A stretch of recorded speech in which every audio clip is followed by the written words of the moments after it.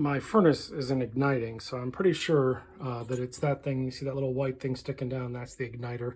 It doesn't come on when you get the signal, so I'm going to pull that one out. I bought a replacement and put it in.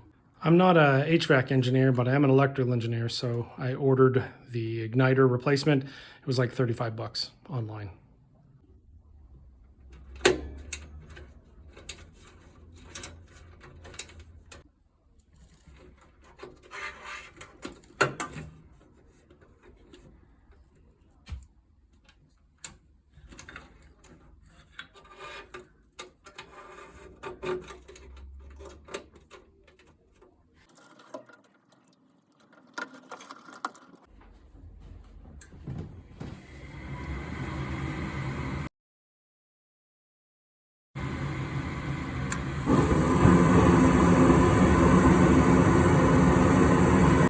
Furnace all put back together, and will keep us warm when it gets cold.